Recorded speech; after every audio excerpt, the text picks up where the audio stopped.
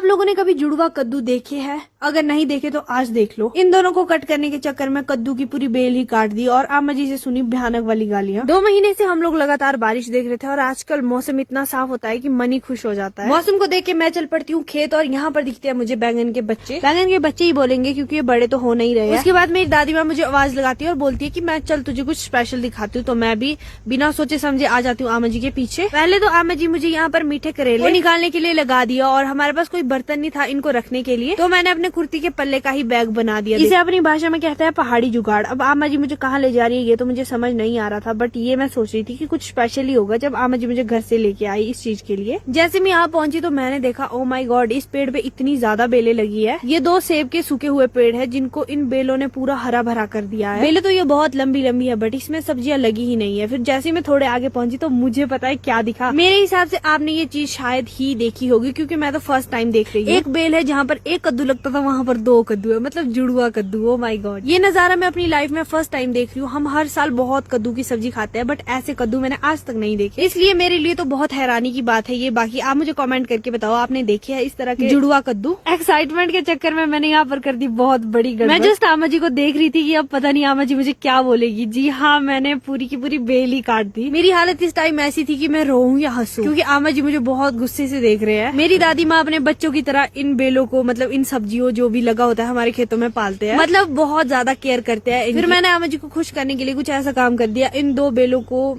अच्छे तरीके से जोड़ दिया। अब पता नहीं ये जुड़ेगी भी आगे या फिर ये सूख जाएगी। ये कद्दू उठाकर मैं घर ही जाने वाली थी तभी मुझे यहाँ पर दिख जाती है ये खीरा। खीरा की वाली बेल बहुत लंबी थी तो मुझे डाउट था कि इसमें खीरा पक्का होगी, तो आमा जी मुझे गाली दे रही थी नहीं अब तू नहीं चढ़ेगी पेड़ पे, क्योंकि इस वाले पेड़ पे राजमा की बेलें है और इन बेलों को थोड़ी सी भी लग जाए तो ये टूट जाती है। फिर मैंने मुश्किल से आमा जी को मनाया और मैं चढ़ गई पेड़ पे। वैसे तो इस पेड़ में 2-3 खीरा लगी थी बट जो सबसे नजदीकी थी वही मैं लेके आई। फिर मैं इन कद्दू और खीरा को लेके चल पड़ती हूँ घर की तरफ। बाकी आज के व्लॉग में इतना ही, आपसे मिलती हूँ एक नए व्लॉग के साथ। Bye bye.